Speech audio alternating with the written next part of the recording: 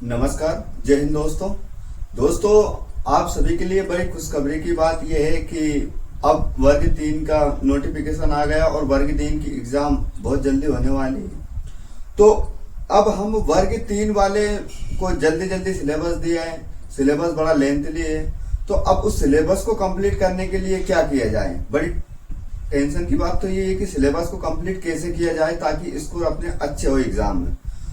तो हम आपके लिए क्या मदद कर सकते हैं और क्या आपको दे सकते हैं, इसके बारे में हम थोड़ी बात करते हैं। दोस्तों, चूंकि आपको पता है कि सब्जेक्ट अपना हिस्ट्री है और यहाँ हिस्ट्री के ही लेक्चर पढ़ाए जाते हैं, हिस्ट्री सब्जेक्ट का अच्छे से अध्ययन किया जाता है अपने प्लेटफॉर्म पर। तो हमने ये सोचा है कि आप सभी के लिए, क्योंकि एक मंथ में के अंदर अंदर आपकी एग्जाम होनी है, ईश्वर करे थोड़ी तारीख और आगे बढ़ जाए तो आपको और पढ़ने का अच्छा मौका मिल जाए, थोड़ा और अच्छी तैयारी आपकी हो जाए, क्योंकि पूरा सब्जेक्ट सिलेबस पूरा नया दिया है सब्जेक्ट में। अब सब्जेक्ट वाइज क्या होती है, हर एक सब्जेक्ट की अलग अलग यूनिट बना दी उन्होंने। तो अब उसमें क्या होगा कि हर सब्जेक्ट, जैसे जियोग्राफी हो गई, जियोग्राफी के बाद में हिस्ट्री हो गई, पॉलिटी हो गई, सबकी एक अपनी अपनी एक अलग यूनिट है। तो मेरा क्या काम रहेगा, तो सर मैं आपको पहले तो इसका सिलेबस बता देता हूँ कि सिलेबस को अपन को किस आधार पर देखना है और क्या क्या विशेष हमें ध्यान रखने की आवश्यकता है और किस हिसाब से हमें कंप्लीट करना है, ताकि हमारे एक मंथ में हमारी तैयारी भी अच्छी हो जाए और प्रैक्टिस भी हो जाए। तो साथियों, मैंने पूरे सिलेबस को मैच किया है और देखने उस टॉपिकों को समझने का प्रयास किया है। क्योंकि मेरा इतिहास में बहुत समय से अच्छा अध्ययन रहा है, मुझे काफी समय हिस्ट्री पढ़ते पढ़ाते हो गया है, तो मैंने उस सिलेबस का पूरा एनालाइज किया और एनालाइज करने के बाद में मैंने ये निकाला है कि सिलेबस को अपन कैसे कंप्लीट कर सकते हैं और बहुत ही आसान तरीके से और बहुत ही कम समय में। सबसे पहले तो जो टॉपिक है, पूरे ही टॉपिक लूसेंट की बुक से मैच कर रहे हैं। आप अगर लूसेंट की बुक पढ़ोगे तो आपको यहाँ से टॉपिक अपने करीबन 70% क्या हो जाएगी, कंप्लीट हो जाएंगे आराम से। अब चूंकि 30% के लिए क्या करना है, तो 70% और 30% की जब मेहनत होगी तो 100% बनेगा। तो 100% तक जाने के लिए और 100% तक की मेहनत होगी तब हमारे 90% नंबर आएंगे। तो उसके लिए हमें क्या करना है, पहले तो हमें इसका सिलेबस समझना है और सिलेबस समझने के बाद में पहले मैं सिलेबस आपको डिस्क्राइब कर देता हूं कि क्या आपने को देखना है, किस लेवल पर हमें जाना है।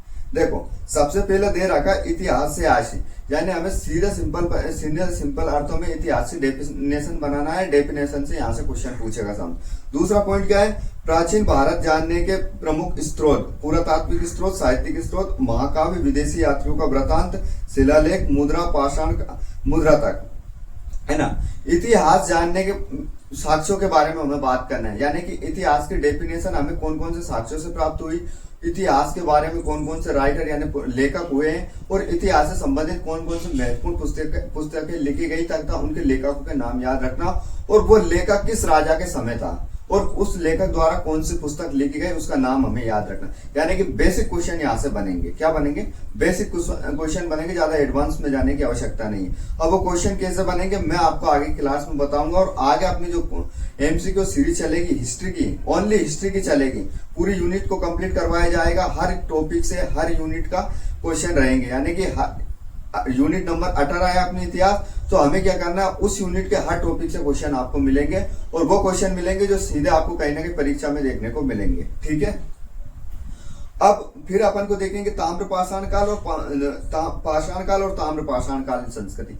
यानी हमें बेसिक, ओनली बेसिक, ज्यादा एडवांस में नहीं जाना है, क्योंकि इस सिलेबस को आप जब देखेंगे, सिलेबस हम अपने यूट्यूब चैनल बाबा हिस्ट्री वाला पे का जो YouTube चैनल है उस पर तो हम डिस्क्राइब कर ही रहे हैं, लेकिन अपना चैनल है, टेलीग्राम चैनल भी है, तो आप वहां से उसको ज्वाइन कर लेना, क्योंकि उस पर अपन ने PDF इसकी सेंड कर रखी है। ठीक है, तो हमें यहाँ क्या करना है, पाषाण काल और ताम्र पाषाण कालीन संस्कृति के बारे में बेसिक जानकारी लेना है, एडवांस नहीं जाना है, क्योंकि ताम्र पाषाण काल की शुरुआत, साक्ष्य और इसकी प्रमुख संस्कृति कहाँ पर थी ये हमें देखना है। ओनली लोकेशन से क्वेश्चन यहाँ से बनेंगे। ठीक है, नेक्स्ट क्या है, हड़प्पा एवं सिंधु घाटी सभ्यता।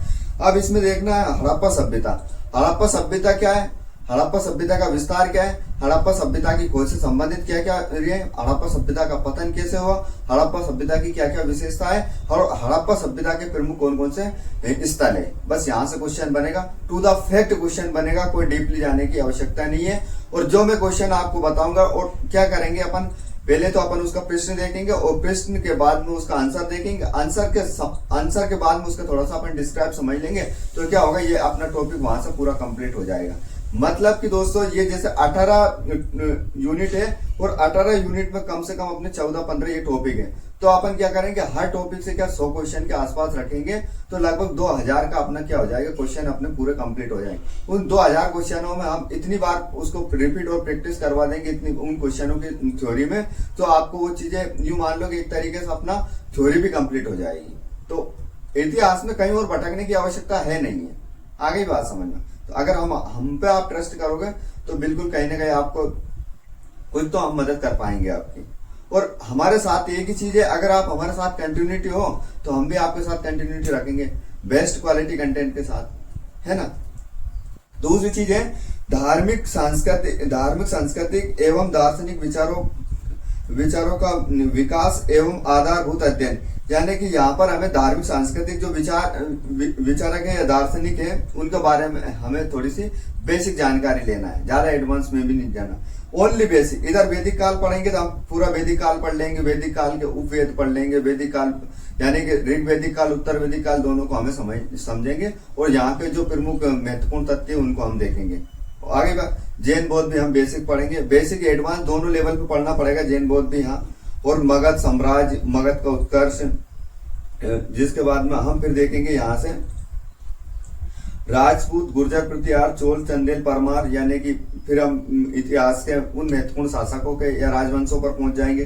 फिर हम दिल्ली सल्तनत को भी बहुत अच्छे से देखेंगे। दिल्ली सल्तनत के बाद में हम देखेंगे धार्मिक सामाजिक एवं धार्मिक सुधार आंदोलन, सूफीवाद देखेंगे अच्छे से, मतलब सिख धर्म को देखेंगे। सिख धर्म के बाद में हम और भी देखते हैं क्या क्या महत्वपूर्ण इसमें पॉइंट दे रखे हैं।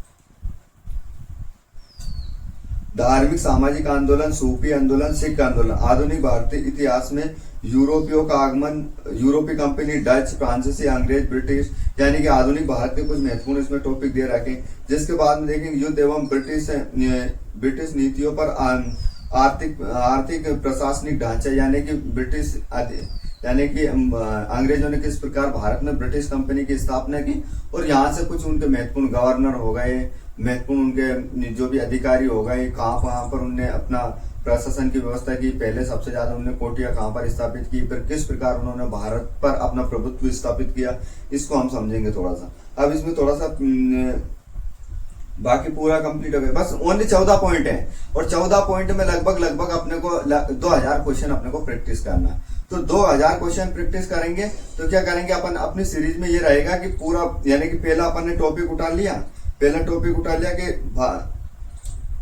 इतिहास से आज से प्राचीन भारत इतिहास जानने के पुरातात्विक स्रोत, साहित्यिक स्रोत, महाकाव्य, विदेशी यात्री वृतांत, शिलालेख, और जिसके बाद में मुद्राशाला, पाषाण काल और ताम्र पाषाण कालीन संस्कृति, ये हो गया अपना एक टॉपिक। अब इन टॉपिक में जो सब टॉपिक दे रखे, यानी कि कहाँ से क्वेश्चन अपने को ये सामने वाला पूछेगी, एग्जाम हमसे क्वेश्चन पूछेगी, तो अपन क्या करेंगे, हर टॉपिक से जो इंपोर्टेंट फैक्ट है, महत्वपूर्ण फैक्ट है, उन महत्वपूर्ण फैक्टों को अपन क्वेश्चन आंसर फॉर्मेट में अपन क्या करेंगे, प्रैक्टिस करेंगे। और सबसे महत्वपूर्ण काम ये करेंगे, जो ओल्ड क्वेश्चन पेपर है, ओल्ड परीक्षा, ये पहले परीक्षा हो चुकी, उन परीक्षा के ओल्ड क्वेश्चन पेपरों के आधार पर भी अपन इसका एनालाइज करते हुए इसका क्वेश्चन प्रैक्टिस करेंगे, ताकि हमारे लिए यानी कि कितना हमें डीपली जाना है, कितना ऊपर रहना है, ये हमें पता चल जाएगा वहां से। तो इस प्रकार हम क्या करेंगे, इतिहास को पूरा व्यवस्थित करने का प्रयास करेंगे आपकी एग्जाम से पहले, यानी कि आपकी बहुत अच्छी तैयारी हो जाएगी, कहने का मतलब ये है।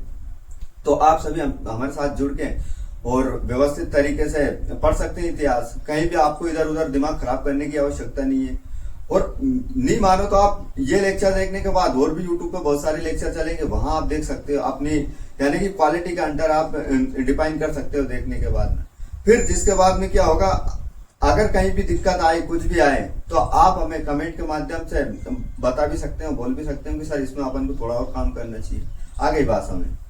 और महत्वपूर्ण चीज ये रहेगी कि अपन टू द पॉइंट चलेंगे, टू द फैक्ट बात करेंगे, और इधर उधर अपन भटकेंगे नहीं, तो अपना करीबन ये यूनिट बहुत अच्छे से 1 महीने में कंप्लीट हो जाएगी। और इसके लिए अब सर इसका लेक्चर कब से स्टार्ट होगा और कब से इसका वीडियो आ रहा, तो इसका लेक्चर कल यानी कि सुबह 8 बजे के बाद में इसका लेक्चर यूट्यूब पर डल जाएगा, एमसीक्यू फॉर्मेट वाला। तो आप एमसीक्यू वहां से प्रैक्टिस, डेली आपको रिकॉर्डेड वीडियो मिलेगा, क्योंकि मैं लाइव वीडियो नहीं ले सकता हूँ और लाइव के लिए मेरे पास इतना टाइम भी नहीं रहता है कि मैं लाइव लूँ और फिर आपके साथ जुड़ूं।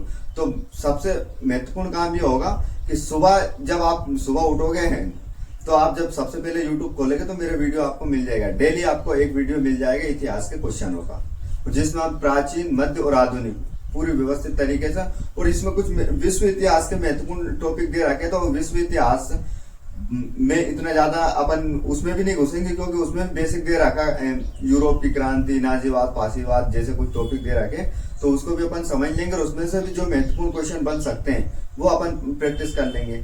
ठीक है, तो इस प्रकार से अपन क्या करेंगे, इतिहास को बहुत अच्छी तरीके से, बहुत व्यवस्थित रूप से कंप्लीट कर लेंगे।